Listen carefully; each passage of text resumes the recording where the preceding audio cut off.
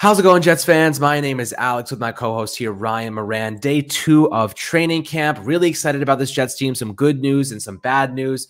Mostly good news, though. A lot of positives to extract from today's practice. Some really notable things. Of course, Makai Beckton starting to get back into the works here. I'm excited to dive into training camp today. Ryan, how you do today, my friend? I'm doing great, Alex. Definitely a busy morning. A lot of content coming out from One Jets Drive. Today, obviously, there were no pads worn, so it was an obvious advantage for the defensive line today. And supposedly they wreaked havoc. They made their presence felt. But nonetheless, Zach Wilson supposedly had a good practice, turnover-free, third down efficiency. The connection between he and Elijah Moore going into year 2 was reportedly on display, and they made some big plays. So a lot of excitement brewing. Obviously, Breece Hall, the hype there continues for the rookie and some of the, big plays that he was supposedly generating in both the run and pass game. So a lot going on and, just an exciting day 2 of camp here for the Jets. Yeah, absolutely. I mean, look, Zach Wilson is the big one. He's the polarizing catalyst that either propels this Jets team to success or holds them back. But of course, the 10 pounds of extra muscle mass is a big thing for him, really helping him set that foundation and basis, increases accuracy and whatnot. But then, you have Makai Beckton at right tackle now and George Fant at left tackle. That's situated. Robert Saleh said yesterday that is what they're going to roll with. Beckton struggled today. He got beat a couple times against Vinny Curry, got beat by Bryce Huff, really struggled just to get his kind of his game out from under him. But I think, this is his first time, second practice coming back. He's going to be fine. Connor McGovern said that his pass sets are looking really good. He called him a force of nature. Of course, in the running game, he's going to be incredibly difficult to control. But, how long do you think it takes here for Makai Beckton to really get back in his shape here? He hasn't played in almost a year. It's going to, this is nothing I'm concerned about. Him struggling in practice is way overblown for the most part. I think that people that are actually harping on that are jumping the gun significantly. He's going to be just fine. Connor McGovern saying some good things about him definitely inspires some optimism moving forward. And I think in the next couple of days, we should probably see a much better performance. But what are your thoughts on that specifically? For sure. I mean, look, like I said, there were no pads worn. So it's obviously the defensive line is able to tee off and really play at a little bit of a faster pace. And I think what you said really is exactly what I was going to state. It's one thing to be in physical and athletic shape when you're working out and training in the off season. But in Beckton's case, you haven't played since last September. Like getting into football shape is just a different animal, as we all know. And I think, for someone like him who was so successful like he was as a rookie, sometimes facing some adversity, and obviously you're making that adjustment from the left to the right side, a couple of clips of him and ABT working together today. I think it's all fine. I think it's a part of the development and growth. Beckton's only 23 years old. And I think if there's ever a time you want to make mistakes, it's in practice. That's facts. And, Zach Wilson had a really big day.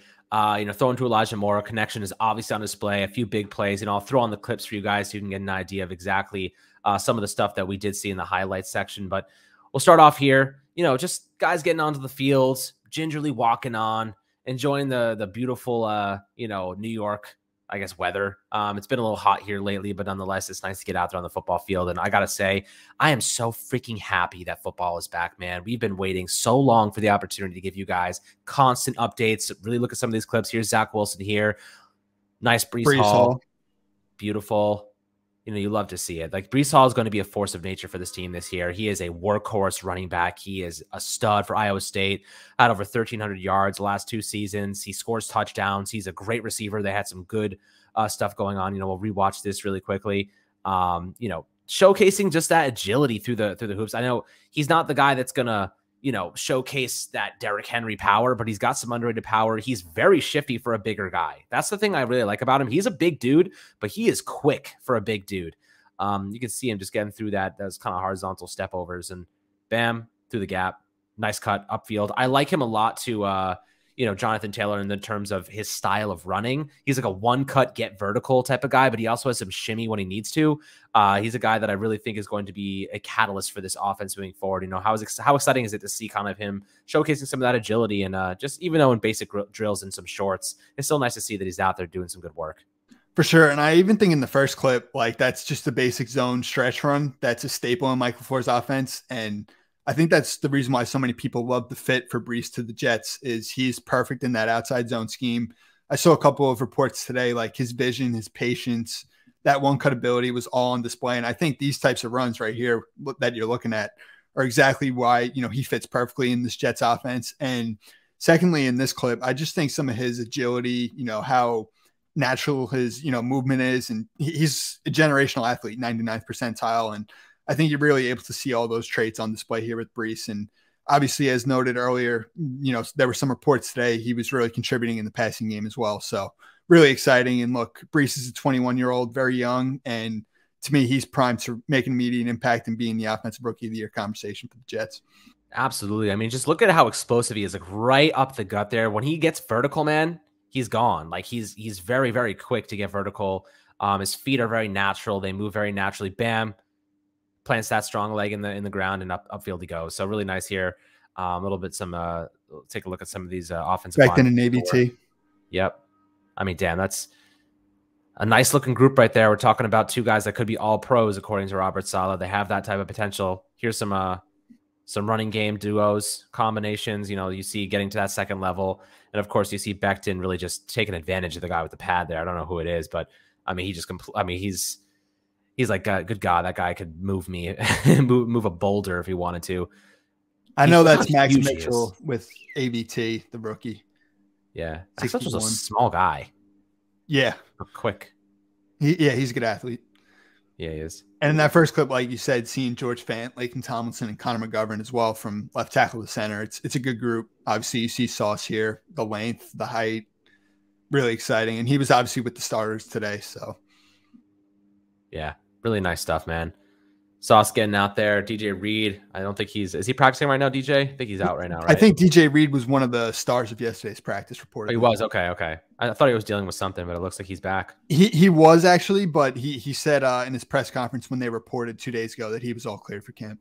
Amazing. Okay, so they got their two guys. I mean, look at this guy. Look at how long this dude is. Like I said yesterday about Denzel Mims, Sauce Gardner's like a pterodactyl. Look at that wingspan. Even his neck looks like it's long. I mean, dude, looking like the Mike Glennon neck out here. So it's pretty funny. I mean, but look, this guy has the perfect tangible traits for a cornerback at the NFL level. He is quick. He's fast. He's aggressive. He's charismatic. He's confident. He's got great hands. He's, a guy that's going to make an impact for this Jets secondary. You look at the players last year, a lot of them were late round draft picks, maybe some veterans thrown into the mix that not necessarily should have been starters. This is a bona fide starting corner, and then DJ Reed as well, probably CB1 and CB2 right now, interchangeable probably by the midway point in the season. But Sauce Gardner definitely looking pretty good there. I'm excited about this team, my friends. Like, this is going to be a fun season, especially over the next couple of weeks. Now, Garrett Wilson's a guy I'd love to discuss momentarily because he has looked really good. We'll throw in some extra clips in for you guys so you can check it out. He had a really nice catch from Joe Flacco over the middle, right over a defensive back, spinning around, hauled it in there. Good job from him. Corey Davis, a guy, he dropped 10 to 15 pounds at 205. I want to hear your perspectives on Garrett Wilson making some nice catches, really making an impact early in camp. And Davis, down a couple pounds. Like, what do you think that does for him? And I guess maybe increases his efficiency in terms of mobility and agility. For sure. I think starting with Garrett, these four top picks the Jets made, obviously we spoke about Breece and Sauce and, throw Jermaine Johnson in there as well. I think you're really expecting immediate contributions from all four of these guys. And, I think the Jets really want to ease Garrett in. It's nice when you have Elijah Moore, Corey Davis, Braxton Berrios, and you can now run two tight end sets on first and second down to gradually get Garrett Wilson up to speed. And it's no surprise that he's already making those circus catches. He's got that contested catch ability, the long arms, the big hands, the catch radius, the vertical ability to jump, stay in the air, adapt his frame.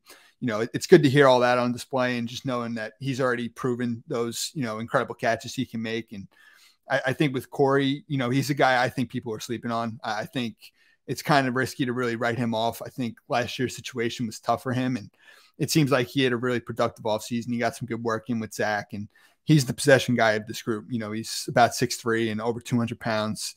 He's great over the middle on intermediate routes, and he's just a veteran presence that I think this receiver group needs. He absolutely is. And, I could honestly see him becoming the wide receiver 3 by the end of the season. Moore and Garrett Wilson are that good. But, you have to have that big possession veteran guy that can make an impact in multiple ways. So Corey Davis, I do believe, will be an essential factor to this offense, but I could see his role kind of diminishing as the season progresses, as Zach Wilson kind of gets a little bit more comfortable with Elijah Moore and Wilson, who are two guys that I think will create a lot of separation. Corey Davis isn't known for his ability to create separation. But Wilson and Moore absolutely are, especially after the catch. They are both lethal.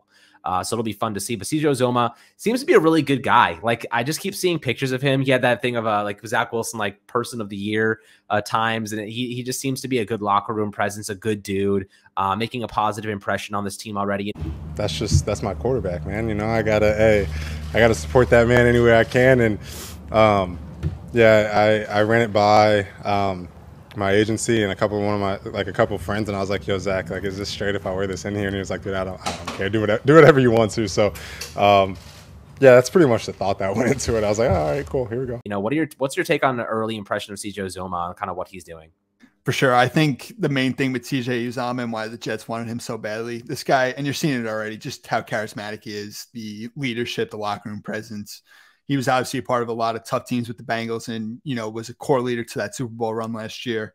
We got a comment on the short yesterday. He was like walking out onto the field and he said, "Yes, football." And it's just that excitement that he brings. I think he continues to speak highly of Zach Wilson in his press conference today. They asked him something like comparing him to Joe Burrow, and he said, "It's going to happen. You know, it's just a matter of when." And I think that's a big thing that, you know, Robert Saleh and Joe Douglas have placed such an emphasis on, is just bringing in strong character individuals, veterans, guys who've won games. And I think Uzomah is providing all that. And he could be a fan favorite in no time with his personality.